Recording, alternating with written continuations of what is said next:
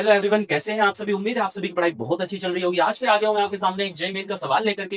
Guys, question बहुत आसान है और बहुत रिपीटेड सवाल है ये। देखते हैं एक बार जरा ये क्या कह रहा है। Sir, consider the following aqueous solution, और ये 4 पॉइंट दे रखे हैं और कह रहा है कि आपको करेक्ट इंक्रीजिंग ऑर्डर बताना है, वो भी किसका, बॉइलिंग पॉइंट का। भाई करेक्ट इंक्रीजिंग ऑर्डर बताना है, वो भी किसका भाई, बॉइलिंग पॉइंट का, सॉल्यूशन का। तो वो देखना है अपन को क्या होगा।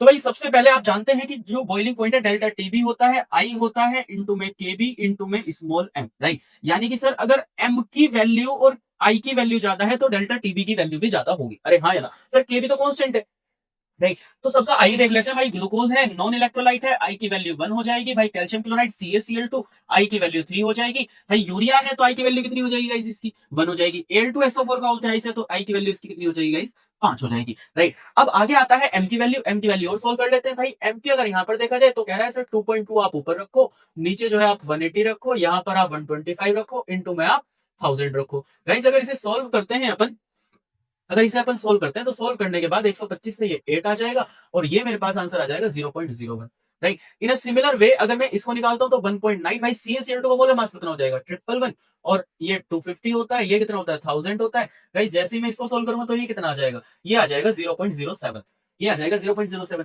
इन अ सिमिलर वे अगर मैं थर्ड को सोल्व करूंगा, अगर मैं थर्ड को सोल्व करूंगा तो सर मास है 9, 9 है ना। मोलर मास यूरिया का 60 होता है, NH2CO NH2, 250 यहाँ पर रखा, यहाँ पर 1000 रखा। इसे कर लो, इसे करोगे तो लगभग आपके पास आएगा ये 0.3 आना चाहिए गाइस, है ना। ये 0.3 आना चाहिए गाइस। अगला है नंबर फोर्थ है। नंबर फोर्थ में क्या कह रहा है भाई, 20.5 है, इनटू में क्या कह रहा है, ये 1000 आएगा। नीचे एल्यूमिनियम सल्फेट Al2SO4 का होल थ्राइस का 342 होता है अगर आप देखेंगे तो, और मल्टीप्लाई में ये होता है 750 गाइस। तो ये जो आएगा लगभग जब आप इसे डिवाइड करेंगे तो ये आएगा 0.45 कह रहा हूं।